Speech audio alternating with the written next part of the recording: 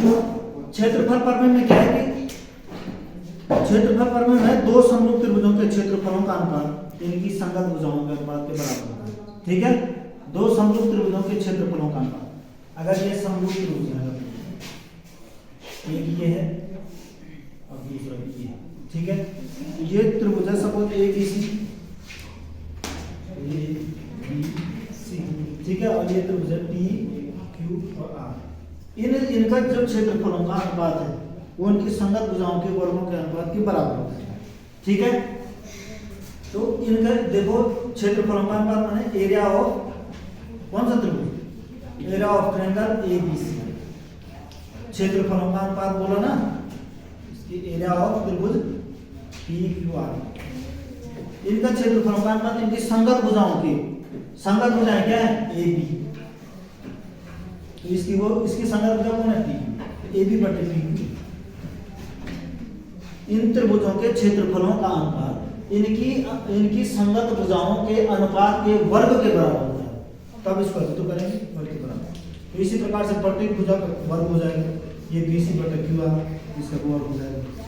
ठीक है, बराबर ये सब क्या है ए सी बटे पी आर।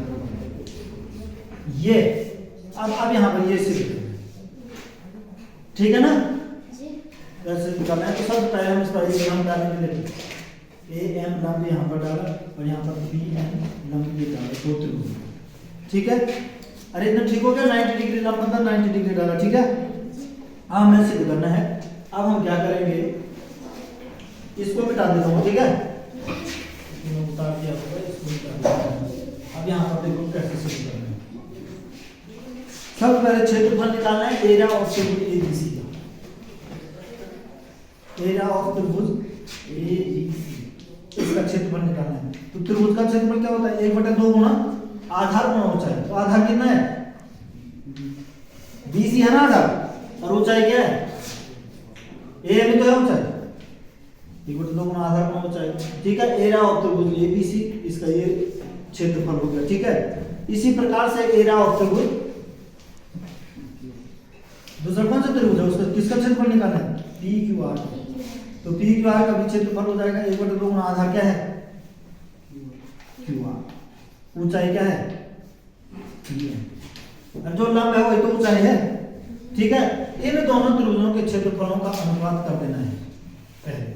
ठीक है, किस त्रिभुज का अनुपात किया, ए बी सी और पी क्यू आर के भुजाओं का अनुपात किया। ठीक है, तो देखो 1/2 से 1/2 कट गया, और ये क्या मिल गया मेरे को, B C upon Q R into A M upon P N, ये तो मिल गया। ठीक है, अरे इतना आ गया।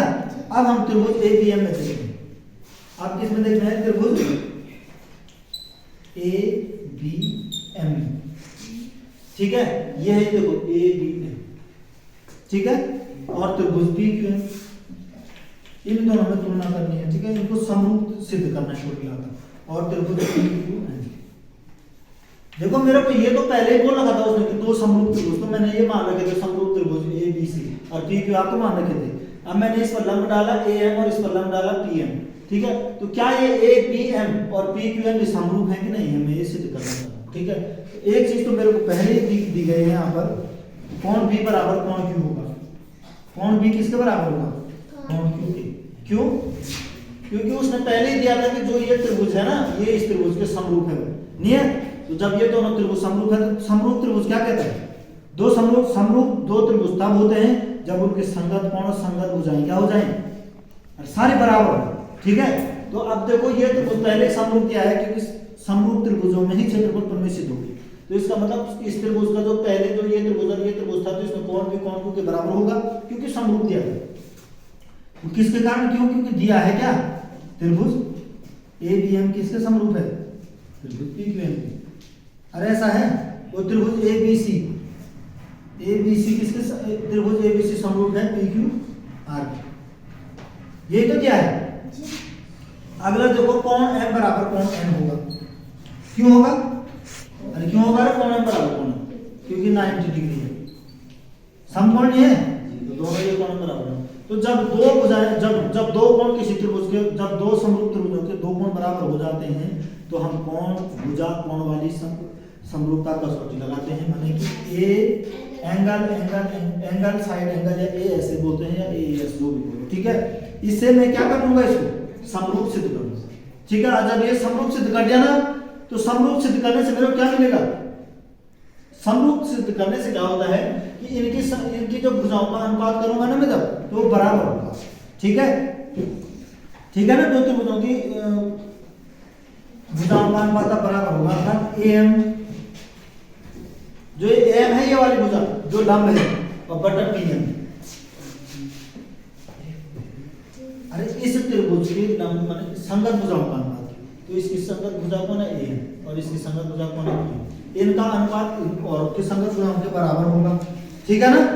तो एम बटा ये ए बी बटा पी क्यू के बराबर हो जाएगा, ठीक है। किसके बराबर होगा, ए बी बटा पी क्यू के बराबर हो जाएगा। क्यों, देखो ए बी बटा पी क्यू के बराबर क्यों, समरूप इसीलिए तो सिद्ध करा कि हम भुजाओं का जो संगत भुजाओं का अनुपात है वो बराबर मान सकते हैं, ठीक है, समरूप सिद्ध करने से होगा। तो ये एम ये भुजा है तो ये एम बटा पी एम बराबर ए बी बटा पी, इसके बराबर हो चुका है, ठीक है।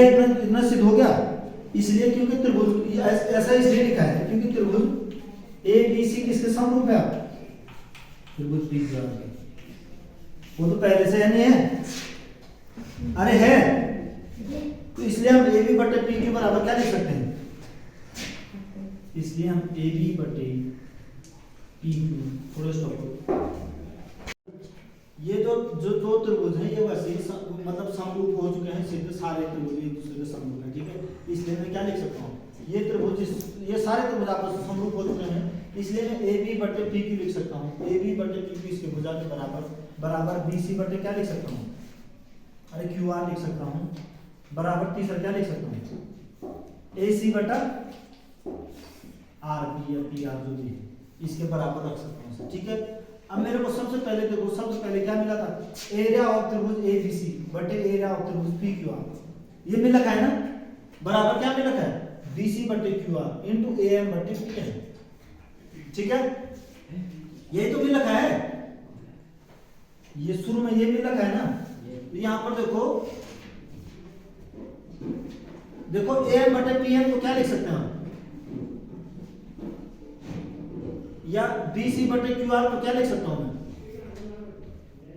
अरे ये सब बराबर हैं, इनके बराबर में ऐसे भी लिख सकता हूं, देखो ए एम बटे पी एम, ये ए एम बटे पी एम बराबर इसके बराबर ये लिख सकता हूं ए बी बटे पी क्यू, वो पहले ही लिखा है, ठीक है।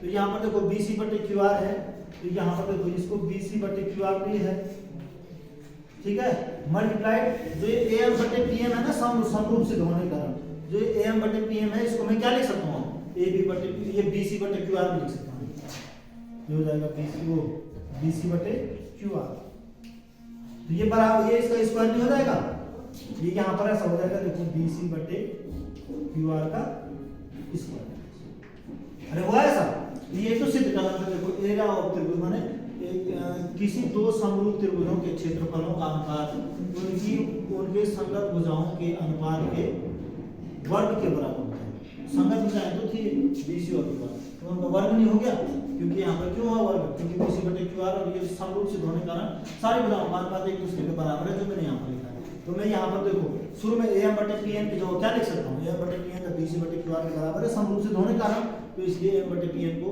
भी बी सी बटे क्यू आर लिख सकता हूँ, तो इसको वर्ग हो गया। इसी प्रकार से सारी भुजाओं में हम ऐसे कर सकते हैं, तो इस प्रकार यह है क्षेत्रफल प्रमेय, ठीक है, इस तरीके से होगी, इसको इस तरीके से प्रूव करना है।